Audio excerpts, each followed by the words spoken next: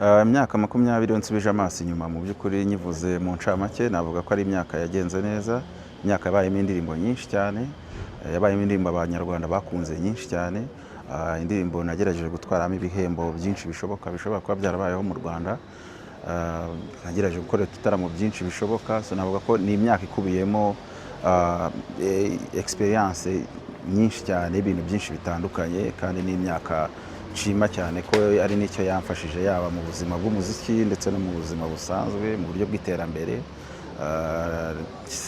kandi ni imyaka igaragaza ko umuziki ari kimwe mu bintu mu Rwanda byateye imbere nkuko n'ibindi byose byagiye bizamuka, n'umuziki ntiwasigaye wazamukanye n'ibindi, so turashima cyane. Anjye success yanjye muri iyo myaka 20 nyisobanura nk'abantu n'abantu, ikintu nungutsemo kinini kurusha ibindi byose n'abantu, umubare w'abantu bakunda ibihangano byanjye, umubare w'abantu bankunda ubwanjye, bakunda bumva banshyigikira mu gikorwa icyo ari cyo cyose. Navuga ko ari cyo kintu cy'agaciro nakuyemo, ariko wagenda mu bihembo nagiye ntwara, harimo Guma Guma, harimo za Salax, harimo n'ibindi bihembo byinshi nagiye ntwara mu bijyanye n'ibihembo, ariko ikintu kinini nakuye mu muziki mu by'ukuri n'abantu. Sinamenya ibanga neza ngo ari irihe, ariko nagerageje gukorana n'abaproducer n'ubundi bose bashoboka, uje turakorana, yari mushya turakorana, kandi ngerageza kumva inama z'abantu kugira ngo menye n'ibyo umuntu agiye gukora bigezweho. Hari ibiba bigezweho bikaba atari ngombwa ko njye mbikora, ahubwo ngakora ibindi nabyo abantu bashobora gukunda. So navuga ko ibanga ni ugukomeza nyine gukurikirana ibyo abantu bankunda bakunda, akaba ari byo mbaha. Yego. Ni ibintu byaje mpita numva ko nakora imyaka 20, kuko numvaga itagenda gutyo gusa. Ku myaka 20 ni myinshi, ni ikintu umuntu mu by'ukuri yakwishimira kariyeri yose waba urimo, yaba ari kariyeri ijyanye na music cyangwa n'ikindi kintu umuntu yaba akora. Iyo umaze imyaka 20 ukora ikintu by'ukuri ufite experience ishoboka, so navuga ngo rero nicyo kintu cyatumye mpita numva imyaka 20 itagenda gutyo, navuga neka nkora igitaramo. Ariko noneho hari n'ibindi nari mazemo iminsi nabonaga ko noneho bifite umurongo, ku buryo numvaga ko noneho ndi tayari cyane yo kongera gukora icyo gitaramo no gukomeza umuziki noneho mu buryo bwagutse. Nagize umugisha wo gukorana n'abaproducer benshi, ariko hari producer Pastor P. Pastor P ni producer wamfashije cyane mu kwaguka, yaba mu buryo bw'indirimbo, yaba mu buryo bw'imikorere n'uburyo twakoranaga. Hakaza Clement Music, ni producer nawe wamfashije cyane, so navuga ko icyo byari mu gihe cy'itangira ryanjye ry'umuziki. Navuga ngo naba producer bombi bari mu bantu bagize uruhare runini mu ndirimbo zanjye nyinshi abantu bakunze, kandi bakaba baramfashe mu buryo bwose bwashobokaga kugira ngo izo ndirimbo koko tuzikorane indirimbo nziza. Ndabashima cyane yabo mu baproducer nagiye nkora n'abandi n'ubundi na nyuma mbere, ariko abo bombi nibaza ko bafite uruhare runini mu ndirimbo nagiye nkora mu buryo bwo kugira ngo nyine tuzikore zizari indirimbo zidasanzwe. Ibyo byo ntibibura iyo uri gutangira, cyane urumva muri iyo myaka natangiriyemo muri za 2006, deja n'umuziki ntabwo abantu bumvaga ko ari ikintu umuntu ashobora gukora, yumvaga ari nko kuririmba gusa biri aho. So urumva rero ntihabura n'abaguca intege bakubwira ati ariko ibintu hari bizakunda, nawe ukumva ko kako soba mugani ibintu turi gukora bizarangira bizagenda gute. Ariko kubera ko ufite iyo passion no kumva nyine ikintu gikora ugikunze nta gahato, ntabwo burya gucika intege akenshi biba.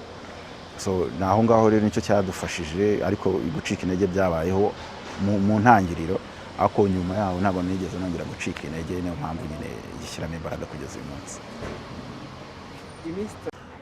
Mu by'ukuri kugira ngo mbimenye n'ubundi ni Bruce wabimbwiye, ko yaraduhamagaye tuvuga ati rero amatsiko yarashize, twese ntabwo twashize gute se bigenze gute.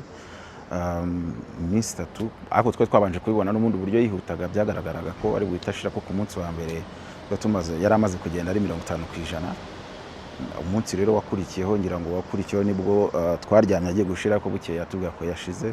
So twabyakiriye neza, ahubwo duhita tugira ikintu nakwita ikindi kibazo. None se ko hari abantu benshi badafite amatsike, nyine biragenda gute, harakorwa iki kugira ngo abantu babone amatike? Ari naho twagiye twakira nyine ubusabe bwinshi, abashaka ko tujya muri Stade Amahoro kugira ngo n'abantu yenda bafite ku mafaranga make ashoboka nabo babone uburyo baza. Ariko birangira tubonye ko stade udashobora kuyikoreramo wateguye ibintu ukwezi kumwe, biragoye, bisaba igihe kinini, ko stade nini bisaba ibikoresho byinshi, aba sound engineer bamwe bashobora no guturuka hanze, ni ibintu birebire dusanga byaba cyiza ari gukora day 2. So navuga ko tukimara kumenya ko yashize, nicyo kintu twese twihutira gutekerezaho niki kindi cyakorwa kugira ngo n'abatabonye amatike bayabone kandi baze twishimane ko ni celebration. Package yo izaba yuzuyeho ubwirenze niyuzuye, ako sinahita nyivugira hano kubera ko nyine abantu bazaza, niyo mpamvu bagomba kuzaza kugira ngo twishimane tunabibonere hamwe. Ako nkuko wari ubivuze, of course chef umugani wawe umaze imyaka 20 ateka, hari uburyo abagomba guteka ibintu bitandukanye n'umaze yenda imyaka 2. So navuga ko tuzatanga concert, twifuza gutanga concert itarigeze ibaho mu Rwanda. So mu byumvikana rero yaba iya mbere yaba n'iya kabiri, mu byumvikana rero turi gutegura icyashoboka cyose dushobora kubona hano mu Rwanda kugira ngo dukore igitaramo cyiza. So bashonje bahishiwe n'icyo navuga. Ubu ngubu navuga ko tugeze nko kuri 60% by'amatike agenda, ari na mpamvu tubwira abantu bagure nyaboneka kugira ngo hatazabaho kongera kubura kw'amatike.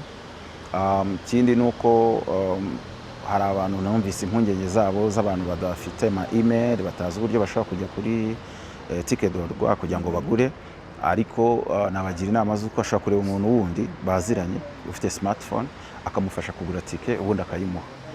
Nicyo kintu cyonyine twabonye gishoboka, kuko barahari ni benshi, ubwo busabe twabonye ari bwinshi. Bareba umuntu ufite smartphone amufashe kugura, nabyo biraza gukunda, ubundi nawe ataza gucikanwa no kuzaza ngo twishimane kandi yari afite umutima wo kuzaza.